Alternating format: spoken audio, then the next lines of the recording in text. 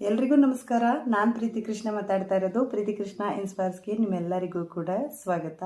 ಇನ್ನೂ ಯಾರೆಲ್ಲ ನನ್ನ ಚಾನಲನ್ನು ಸಬ್ಸ್ಕ್ರೈಬ್ ಮಾಡ್ಕೊಳ್ಳೋದೇ ನೋಡ್ತಾ ಇದ್ದೀರಾ, ಅವರಿಗೆಲ್ಲರಿಗೂ ಹೇಳೋದು ಒಂದೇ, ನನ್ನ ಚಾನಲ್ನಲ್ಲಿ ಬರುವಂತಹ ಟಾಪಿಕ್ಸ್ ನಿಮಗೇನಾದರೂ ಇಷ್ಟ ಆಗುತ್ತೆ, ಸಹಾಯಕ್ಕೆ ಬರುತ್ತೆ ಅಂತ ಏನಾದರೂ ನಿಮಗೆ ಅನಿಸಿದ್ರೆ ಈ ಚಾನಲನ್ನು ಸಬ್ಸ್ಕ್ರೈಬ್ ಮಾಡ್ಕೊಳ್ಳಿ.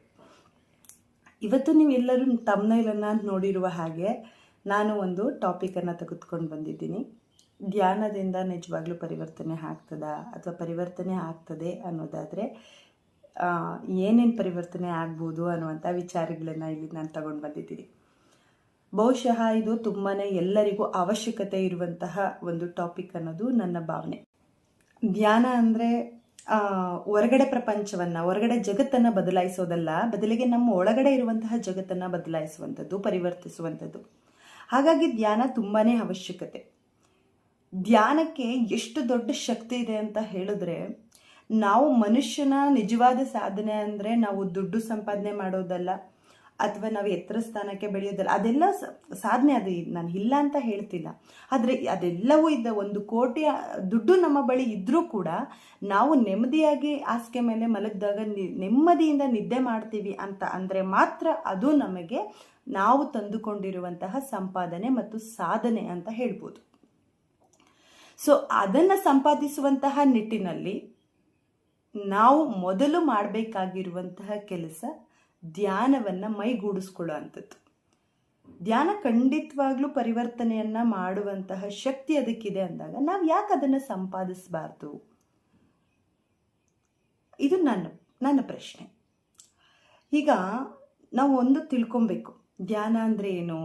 ಧ್ಯಾನ ಅಂದರೆ ಫಸ್ಟು ನಮಗೆ ಹೊರಗಡೆ ಪ್ರಪಂಚ ನಾವೇನು ಬದಲಾಯಿಸೋದು ಬೇಡ, ಅದಕ್ಕದೇ ಬದಲಾಗುತ್ತೆ. ಫಸ್ಟು ನಾವು ಬದಲಾಗೋಣ, ನಮ್ಮ ಒಳಗಡೆ ಇರೋ ಜಗತ್ತನ್ನು ಬದಲಾಯಿಸ್ಕೊಳ್ಳೋಣ. ಅದು ಯಾವ ರೀತಿ ನಾವು ಜಗತ್ತನ್ನು ಬದಲಾಯಿಸ್ಕೊಳ್ಬಹುದು ಆಗಿದ್ರೆ ಅಂತ ನೋಡೋದಾದರೆ, ನಮಗೆ ಮನಸ್ಸು ಶಾಂತವಾಗಬೇಕು. ಮನಸ್ಸು ಶಾಂತವಾದಾಗ ಆಲೋಚನೆಗಳು ಸ್ಪಷ್ಟತೆ ಬರುತ್ತೆ. ಆಲೋಚನೆಗಳು ಸ್ಪಷ್ಟತೆಯಿಂದ ಕೂಡ್ತು ಅಂತ ಅಂದರೆ ನಿರ್ಣಯಗಳು ಉತ್ತಮ ಆಗಿರುತ್ತೆ. ನಿರ್ಣಯಗಳು ಉತ್ತಮ ಆಗೋಯ್ತು ಅಂತ ಹೇಳಿದ್ರೆ ನಮ್ಮ ಜೀವನದಲ್ಲಿ ಬದಲಾವಣೆ ಬಂದ್ಬಿಡುತ್ತೆ. ನಾವು ಇದಿಷ್ಟನ್ನು ಸಾಧನೆ ಮಾಡೋದಕ್ಕೆ ಮಾತ್ರ ಧ್ಯಾನ ಅವಶ್ಯಕತೆ.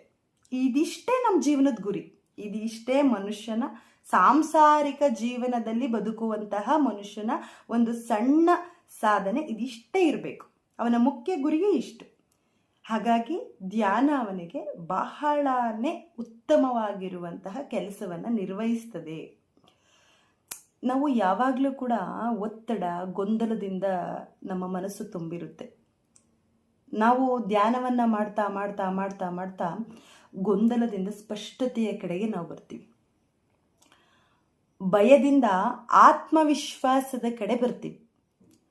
ಆತ್ಮವಿಶ್ವಾಸದಿಂದ ವಿಶ್ವಾಸ, ಆತ್ಮವಿಶ್ವಾಸದಿಂದ ಅತಿ ವಿಶ್ವಾಸ. ಹೆಂಗೆ ಅಂದರೆ ನಮ್ಮನ್ನು ನಾವು ಒಂದು ಏನು ಬೇಕಾದ್ರೂ ನಾನು ಸಮತೋಲನ ಮಾಡ್ಕೊಳ್ತೀನಿ ಅನ್ನುವಂತಹ ಒಂದು ಅಚಲವಾದ ನಂಬಿಕೆಗೆ ಬರ್ತೀವಿ. ನಮ್ಮ ಮೇಲೆ ನಮಗೆ ವಿಶ್ವಾಸ ಬಂದ್ಬಿಡ್ತು ಅಂತ ಅಂದರೆ, ಅಚಲವಾಗಿರುವಂತಹ ನಂಬಿಕೆ ನಮ್ಮ ಮೇಲೆ ನಮಗೆ ಬಂದ್ಬಿಡ್ತು ಅಂದರೆ ಅಲ್ಲಿ ಮತ್ತೊಂದು ಬದಲಾವಣೆ. ಸೊ ಹಾಗಾಗಿ ಧ್ಯಾನ ಮನುಷ್ಯನ ಬಾಳಿಗೆ ತುಂಬಾ ಅವಶ್ಯಕತೆ ಆಗಿದೆ. ಸಣ್ಣ ಸಣ್ಣ ವಿಚಾರಗಳಲ್ಲಿ ಸಹಾಯ ಮಾಡುತ್ತದೆ. ಸಣ್ಣ ಸಣ್ಣ ವಿಚಾರಗಳು, ಈ ವಿಚಾರಕ್ಕೆ ನಾನು ಏನು ಮಾಡಬಹುದು, ನಾನು ಏನು ಮಾಡಲಿ, ನನಗೆ ಗೊತ್ತೇ ಆಗ್ತಿಲ್ಲ, ನಾನು ಇಂಥ ಒಂದು ಪರಿಸ್ಥಿತಿ ಬಂದಿದೆ, ನಾನು ಇದನ್ನು ಹೇಗೆ ಎದುರಿಸ್ಲಿ. ನಾವು ಧ್ಯಾನವನ್ನು ಸಿದ್ಧಿಸ್ಕೊಂಡಿದ್ವಿ ಅಂದರೆ ಆ ಪ್ರಶ್ನೆಯೇ ನಮಗೆ ಬರೋದಿಲ್ಲ. ಯಾಕಂದರೆ ಪರಿಸ್ಥಿತಿ ಏನೇ ಇದ್ದರೂ ಕೂಡ ನಾವು ಅದಕ್ಕೆ ಹೊಂದಿಕೊಳ್ಳುವಂತಹ ಮನಸ್ಥಿತಿ ನಮಗೆ ಸಿದ್ಧ ಆಗ್ಬಿಟ್ಟಿರುತ್ತೆ. ಹಾಗಾಗಿ ನಮಗೆ ಧ್ಯಾನ ಅತ್ಯವಶ್ಯಕ ಅನ್ನುವಂಥದ್ದು ನನ್ನ ಒಂದು ಮಾತು. ಇದಕ್ಕೆ ಒಂದು ಚಿಕ್ಕ ಕಥೆಯನ್ನು ಹೇಳ್ತೀನಿ, ಕೇಳಿಸ್ಕೊಳ್ಳಿ. ಏನಂದರೆ, ಇದು ತುಂಬ ದೊಡ್ಡ ಕತೆ. ಇಲ್ಲಿ ಸಮಯದ ಅಭಾವ ಇರೋದ್ರಿಂದ ಅದನ್ನು ತುಂಬ ಚಿಕ್ಕದಾಗಿ ಹೇಳೋದಕ್ಕೆ ಪ್ರಯತ್ನವನ್ನು ಪಡ್ತೀನಿ. ಒಂದು ಸನ್ಯಾಸಿಗಳ ಗುಂಪು. ಆ ಸನ್ಯಾಸಿಗಳ ಗುಂಪಿಗೆ ಒಬ್ಬರು ಸಾಧುರು, ಅಂದರೆ ಅವರು ಗುರುಗಳು. ಅವರು ಆ ಶಿಷ್ಯರನ್ನೆಲ್ಲ ಕೂಡ ತಯಾರಿ ಮಾಡ್ತಾ ಇರ್ತಾರೆ. ಅವರು ಒಬ್ಬ ಮುಂದೆ ಸಾಧು ಆಗಬೇಕು ಅನ್ನುವಂಥ ತಯಾರಿಯನ್ನು ನಡೆಸ್ತಾ ಇರ್ತಾರೆ.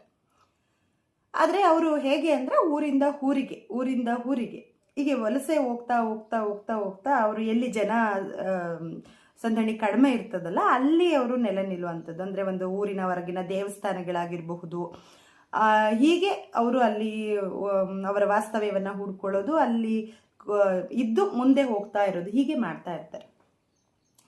ಆದರೆ ಮಳೆಗಾಲ ಬಂದಾಗ ಅಲ್ಲಿಯ ಒಂದೊಂದು ಗ್ರಾಮಗಳಿಗೆ ಹೋಗಿ ಆ ಗ್ರಾಮಗಳಲ್ಲಿ ಯಾರ ಮನೆಯಲ್ಲಿ ಆತಿಥ್ಯವನ್ನ ಕೊಡ್ತಾರೆ ಆ ಮನೆಗಳಿಗೆ ಶಿಷ್ಯರನ್ನ ಕಳಿಸ್ತಾರೆ. ಗುರುಗಳು ಹೋಗೋದಿಲ್ಲ. ಆ ಊರಿನ ಹೊರಭಾಗದಲ್ಲಿರುವಂತಹ ದೇವಸ್ಥಾನದಲ್ಲಿ ಗುರುಗಳು ಇರ್ತಾರೆ. ಶಿಷ್ಯರನ್ನೆಲ್ಲ ಒಂದು 14 ದಿನಗಳ ಕಾಲ ಒಂದೊಂದು ಮನೆಗೆ ಕಳಿಸಿ ಅವರು ಕೊಡುವಂತಹ ಆತಿಥ್ಯವನ್ನ ಸ್ವೀಕಾರ ಮಾಡಿ ಬರುವಂಥದ್ದು ಇರುತ್ತೆ. ಆದರೆ ಅದೆಲ್ಲ ಕೂಡ ಅವರು ಯಾವ ಆತಿಥ್ಯವನ್ನ ಸ್ವೀಕಾರ ಮಾಡ್ಲಿಕ್ಕೆ ಹೋಗಿರ್ತಾರಲ್ಲ ಅದು ಪರೀಕ್ಷೆಯ ಸಮಯ ಆಗಿರ್ತದೆ ಯಾರಿಗೆ? ಶಿಷ್ಯರಿಗೆ. ಯಾಕಂದ್ರೆ ಸಾಂಸಾರಿಕ ಬದುಕನ್ನ ಬಿಟ್ಟು ಅವರು ಸನ್ಯಾಸಿಗಳಾಗಿ ಬಂದಿರೋರ್ನ ಮತ್ತೆ ಸಾಂಸಾರಿಕದ ಬದುಕಿನ ನೋಟವನ್ನ ನೋಡ್ಲಿಕ್ಕೆ ಕಳಿಸಿರ್ತಾರೆ 14 ದಿನ.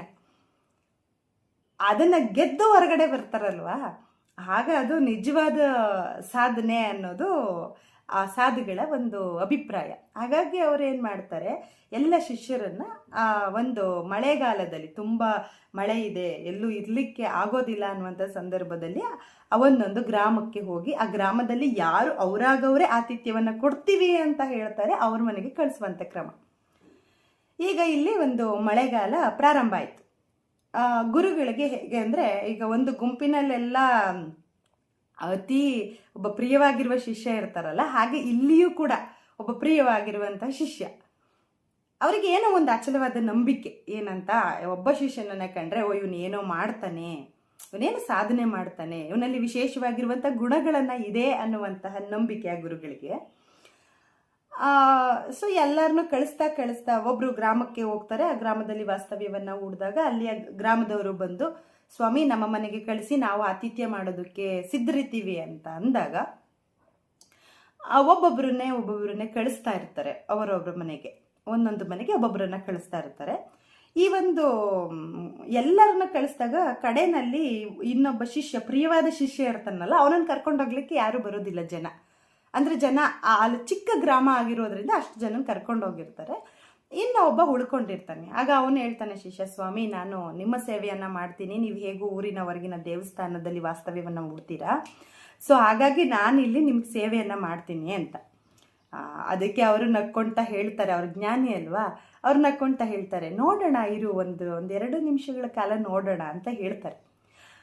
ಅದೇ ಊರಿನಲ್ಲಿ ವಾಸ ಮಾಡ್ತಾ ಇದ್ದಂತಹ, ದೇವದಾಸಿ ಪದ್ಧತಿಯನ್ನ ಅನುಸರಿಸ್ತಾ ಇದ್ದಂತಹ ಒಬ್ಬ ಮಹಿಳೆ ಬರ್ತಾಳೆ. ಬಂದು ಕೇಳ್ತಾಳೆ, ಸ್ವಾಮಿ ಎಲ್ಲರ ಮನೆಗೂ ಕೂಡ ನೀವು ಒಬ್ಬೊಬ್ಬ ಶಿಷ್ಯರನ್ನ ಕಳಿಸಿದ್ದೀರಾ ಆತಿಥ್ಯವನ್ನ ಸ್ವೀಕಾರ ಮಾಡಲಿಕ್ಕೆ, ದಯವಿಟ್ಟು ನನ್ನ ಮನೆಗೂ ಕೂಡ ಒಬ್ಬ ನಿಮ್ಮ ಶಿಷ್ಯರನ್ನ ಕಳಿಸ್ಕೊಡಿ, ನಾನು ಕೂಡ ಆತಿಥ್ಯವನ್ನ ನೀಡ್ತೇನೆ, ನನಗೂ ಕೂಡ ಈ ಒಂದು ಸೇವೆಯನ್ನ ಮಾಡೋದಕ್ಕೆ ಅವಕಾಶವನ್ನ ಮಾಡಿಕೊಡಿ ಅಂತ ಕೇಳ್ತಾಳೆ. ಸೊ ಇದನ್ನ ಕೇಳಿಸ್ಕೊಂಡಂತಹ ಗುರುಗಳು ಶಿಷ್ಯನ ಕಡೆ ನೋಡ್ತಾರೆ. ಶಿಷ್ಯನ ಕಡೆ ನೋಡಿದಾಗ, ನೀವು ಒಪ್ಪೋದಾದ್ರೆ ನಾನು ಹೋಗೋದಕ್ಕೆ ಸಿದ್ಧ ಗುರುಗಳೇ ಅಂತ. ಬಟ್ ಅಲ್ಲಿದ್ದ ಒಬ್ಬ ಗ್ರಾಮದವರು ಬಂದು ಹೇಳ್ತಾರೆ, ಸ್ವಾಮಿ ನಿಮಗೆ ಅವಳ ಹಿನ್ನೆಲೆ ಗೊತ್ತಿಲ್ಲ, ಆಕೆ ಅವಳೊಬ್ಳು ದೇವದಾಸಿ ಪದ್ಧತಿಯನ್ನು ಅನುಸರಿಸುವಂತಹ ಮಹಿಳೆ, ಅವಳ ಮನೆಗೆ ನೀವು ಒಬ್ಬ ಸನ್ಯಾಸಿಯನ್ನ ಕಳಿಸಿದ್ರೆ ಅವಳು ಕೆಟ್ಟೋಗೋದಿಲ್ವೇ ಎನ್ನುವಂತಹ ಪ್ರಶ್ನೆಯನ್ನ ಕೇಳ್ತಾರೆ. ಆಗ ಮತ್ತೆ ಗುರುಗಳು ಹೇಳ್ತಾರೆ, ನನಗೆ ಯಾವುದೇ ಆಗಿರುವಂತಹ ಭಿನ್ನಾಭಿಪ್ರಾಯ ಇಲ್ಲ, ಅದರಲ್ಲಿ ನೀನು ಒಪ್ಪಿದ್ರೆ ಅಂತ ಶಿಷ್ಯನ ಕಡೆ ನೋಡ್ತಾರೆ. ಆಗ ಮತ್ತೆ ಶಿಷ್ಯ ಹೇಳ್ತಾನೆ, ಖಂಡಿತವಾಗ್ಲೂ ನೀವು ಒಪ್ಪಿ ಕಳಿಸೋದಾದ್ರೆ ನನಗೂ ಕೂಡ ಯಾವುದೇ ಮುಜುಗರ ಇಲ್ಲ, ಹಾಗೆ ಯಾವುದೇ ಮನಸ್ಸಿನಲ್ಲಿ ನನಗೆ ಕೀಳಿರಿಮೆ ಇಲ್ಲ ಅಂತ. ಆಗ ನಸುನಕ್ಕಂತಹ ಸಾಧು ಅವಳ ಜೊತೆ ಕಳಿಸ್ಕೊಡ್ತಾರೆ. 14 ದಿನ ಅವ್ರ ಮನೆಯಲ್ಲಿ ಇರಬೇಕು. ಅಂದ್ರೆ ಪ್ರತಿಯೊಬ್ಬ ಶಿಷ್ಯರು 14 ದಿನ ಇರಬೇಕು.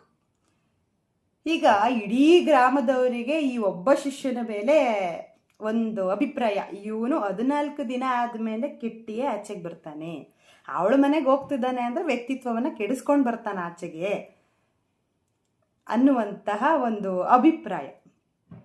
ಗುರುಗಳಿಗೆ ನಂಬಿಕೆ.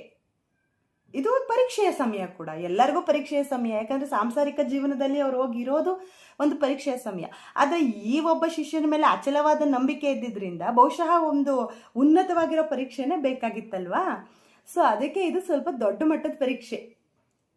ಸರಿ ಆಯ್ತು, ಇವರು ಒಪ್ಪಿ ಅವ್ರ ಮನೆಗೆ ಹೋಗ್ತಾರೆ. ಹೋಗಿ 14 ದಿನ ಅವರು ಕೊಡುವಂತಹ ಹಾಲು, ಉಪಹಾರ ಇವೆಲ್ಲವನ್ನ ಸ್ವೀಕಾರ ಮಾಡ್ತಾ ಇರ್ತಾರೆ. ದೇವದಾಸಿ ಮನೆ ಪದ್ಧತಿ ಆಗಿರೋದ್ರಿಂದ ಸ್ವಲ್ಪ ರಿಚ್ ಇರುತ್ತೆ, ಯಾಕಂದ್ರೆ ಅವ್ರ ಮನೆಯಲ್ಲಿ ಬೆಳ್ಳಿ ಲೋಟಗಳಿರುತ್ತೆ, ಹಣ್ಣುಗಳಿರುತ್ತೆ, ಮತ್ತೆ ಒದ್ಕೊಳ್ಳೋದಕ್ಕೆ ಬೆಳ್ಳಿಯ ಹೊದಿಕೆ ಇರ್ತದೆ. ಅವಳ ಮನೆಯಲ್ಲಿ ಪಾಪ ಏನಿದೆ ಅದನ್ನ ತಂದು ಕೊಡ್ತಿರ್ತಾಳೆ. ಸ್ವಾಮಿ ತಗೊಳ್ಳಿ ಹಾಲು ಅಂತ. ಯಾಕಂದ್ರೆ ಇಲ್ಲಿ 14 ದಿನಗಳ ಕಾಲ ಯಾವುದೇ ಒಂದು ವಿಚಾರವನ್ನ ಇಲ್ಲ ಅನ್ನುವ ಹಾಗಿಲ್ಲ. ಅಂದ್ರೆ ಅವರಲ್ಲಿ ಏನಿದೆ, ಅವ್ರು ಏನು ಆತಿಥ್ಯವನ್ನ ಕೊಡ್ತಾರೆ ಅದನ್ನ ಸ್ವೀಕಾರ ಮಾಡಿ ಸನ್ಯಾಸಿಗಳ ಆಚೆಗೆ ಬರಬೇಕು. ಈಗ ಏನಾಗ್ತದೆ, ಆತಿಥ್ಯ ಶುರುವಾಗಿದೆ ಅಲ್ವಾ, ಜನಗಳಿಗೆಲ್ಲ ಓಹೋ ಅವ್ರ ಮನೆ ಮುಂದೆ ಪ್ರತಿ ದಿನ ಓಡಾಡುವಂಥದ್ದು, ಇವತ್ತು ಇವನು ಹಾಳಾಗಿರ್ತಾನೆ. ಈಗ ಮಳೆಗಾಲ ತುಂಬ ಜಾಸ್ತಿ ಇದ್ದಿದ್ದರಿಂದ ರೇಷ್ಮೆ ಹೊದಿಕೆಯನ್ನು ಕೊಡ್ತಾಳೆ. ಸ್ವಾಮಿ ಇದು ನಮ್ಮ ಮನೆಯಲ್ಲಿದೆ, ನೀವು ಉಚ್ಕೊಳ್ಳಿ, ನಿಮಗೆ ಸಹಾಯ ಆಗುತ್ತೆ ಅಂತ. ಅವರು ಏನು ಕೊಡ್ತಾಳೋ ಅದನ್ನ ಅವರು ಕೂಡ ಹೊಚ್ಕೊಳ್ಬೇಕಾಗುತ್ತೆ. ಆತಿಥ್ಯವನ್ನು ಸ್ವೀಕಾರ ಮಾಡೋದಿಲ್ಲ ಅಂತ ಹೇಳೋ ಹಾಗಿಲ್ಲ. ಇವನು ರೇಷ್ಮೆ ಹೊದಿಕೆ ಹೊತ್ಕೊಂಡು ಕೂತಿದ್ದಾನೆ, ಇವತ್ತು ಖಂಡಿತ ಇವನು ಹಾಳಾಗ್ಬಿಟ್ಟಿದ್ದಾನೆ ಬಿಡಿ, ಆಲೆ ಸನ್ಯಾಸಿ ಹೆಂಗಿರ್ಬೇಕು ಅನ್ನುವಂಥ ಭಾವನೆಗಳು. ಇಲ್ಲಿ ಆಚೆ ಕುತ್ಕೊಂಡು ಗುರುಗಳು ನಗ್ತಾ ಇರ್ತಾರೆ, ಪರೀಕ್ಷೆ ಸ್ವಲ್ಪ ಜೋರಾಗಿ ನಡೀತಾ ಇದೆ ಅನ್ನುವಂಥ ನಿಟ್ಟಿನಲ್ಲಿ. ಹೀಗೆ ನಡೀತಾ 14 ದಿನಗಳು ಮುಗಿಯುವಂಥ ಸಮಯ. 13ನೇ ದಿನ ಮುಗೀತು. 14ನೇ ದಿನ ಈಗ ಇರುವಂತಹ ಶಿಷ್ಯರೆಲ್ಲರೂ ಕೂಡ ಹೊರಗಡೆ ಬರಬೇಕು. ಈ ಜನಗಳೆಲ್ಲರೂ ಯಾರು ಒಂದು ನಿಟ್ಟಿನಲ್ಲಿ ಆತಿಥ್ಯವನ್ನ ನೀಡಿಲ್ಲ. ಇವರಿಗೆಲ್ಲ ಈ ದೇವದಾಸಿ ಮನೆಯಲ್ಲಿರುವಂತಹ ಸನ್ಯಾಸಿಯ ಬಗೆಗೆ ಯೋಚನೆ. ಅವ್ರು ಯಾರು ಉತ್ತಮವಾಗಿ ಆತಿಥ್ಯವನ್ನ ಪಾಪ ಅವ್ರಿಗೆ ನೀಡೇ ಇಲ್ಲ. ಪಾಪ ಅಲ್ಲಿರೋರಿಗೂ ಕೂಡ ಇವನ ಬಗ್ಗೆಯೇ ಗೊಂದಲ. ಆ ಶಿಷ್ಯರಿಗೆ ಅಯ್ಯೋ ಗುರುಗಳಿಗೆ ಪ್ರಿಯವಾಗಿರುವಂಥ ಶಿಷ್ಯ ಬೇರೆ ಹಾಳಾಗಿರಬಹುದು, ಇಷ್ಟರಲ್ಲಿ ಹಾಳಾಗಿರಬಹುದು ಅನ್ನುವಂಥ ಅವರ ಯೋಚನೆಗಳು ಕೂಡ. 14ನೇ ದಿನ ಆಚೆಗೆ ಬರುವಂತಹ ಸಮಯ. ಈಗ ಇನ್ನೇನು ಆ ಸನ್ಯಾಸಿ ಆಚೆಗೆ ಬರೋದನ್ನ ಎಲ್ಲರೂ ಕೂಡ ಕುತೂಹಲದಿಂದ ಕಾಯ್ಕೊಂಡು ನಿಂತಿದ್ದಾರೆ. ಬರ್ತಾರೆ ಅವರು ಆಚೆಗೆ. ಮೊದಲಿಗೆ ಸನ್ಯಾಸಿ ಬರೋದಿಲ್ಲ, ಆಕೆ ದೇವದಾಸಿ ಆಚೆಗೆ ಬರ್ತಾಳೆ. ಆದ್ರೆ ದೇವದಾಸಿಯಾಗಿ ಬರೋದಿಲ್ಲ, ಆಕೆ ಒಬ್ಬ ಸನ್ಯಾಸಿನಿಯಾಗಿ ಆಚೆಗೆ ಬರ್ತಾಳೆ.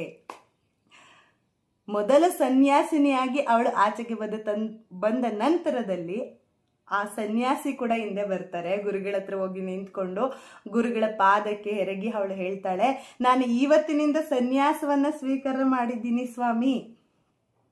ನನ್ನ ಜೀವನದಲ್ಲಿ ಒಂದು ಉನ್ನತವಾಗಿರುವಂತಹ ಉತ್ತಮವಾಗಿರುವಂತಹ ನಿರ್ಧಾರಕ್ಕೆ ನಾನು ಕೈ ಹಾಕಿದ್ದೀನಿ, ನನಗೆ ನೀವು ಆಶೀರ್ವಾದವನ್ನು ಮಾಡಿ ಅಂತ ಕೇಳ್ಕೊತಾಳೆ.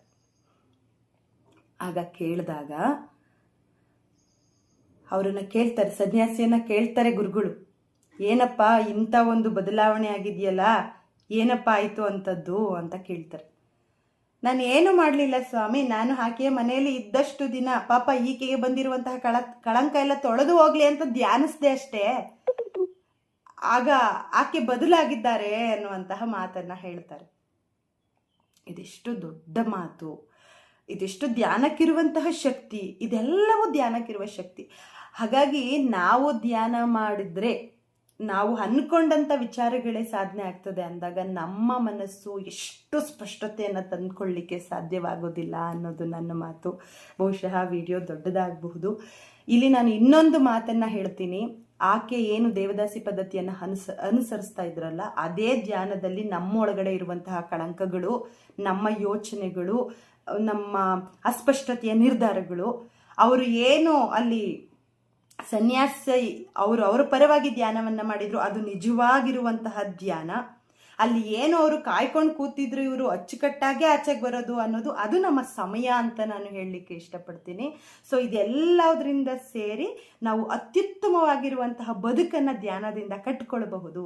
ದಯಮಾಡಿ ಎಲ್ಲರೂ ಕೂಡ ಒಮ್ಮೆ ನಮ್ಮನ್ನು ಪರಿವರ್ತಿಸುವಂತಹ ಶಕ್ತಿ ಇರುವಂತಹ ಧ್ಯಾನವನ್ನು ಧ್ಯಾನಿಸೋಣ, ಧ್ಯಾನವನ್ನು ನಾವು ಸಿದ್ಧಿಸಿಕೊಳ್ಳೋಣ ಅಂತ ಹೇಳ್ತಾ, ನಿಮಗೇನಾದರೂ ಈ ವಿಡಿಯೋ ಇಷ್ಟ ಆಗಿದ್ರೆ, ಇದರಿಂದ ನಿಮಗೆ ವಿಚಾರ ಸಿಕ್ಕಿದ್ರೆ ದಯಮಾಡಿ ನನ್ನ ಪ್ರೀತಿ ಕೃಷ್ಣ ಇನ್ಸ್ಪೈರ್ಸ್ ಯೂಟ್ಯೂಬ್ ಚಾನಲನ್ನು ಸಬ್ಸ್ಕ್ರೈಬ್ ಮಾಡ್ಕೊಳ್ಳಿ.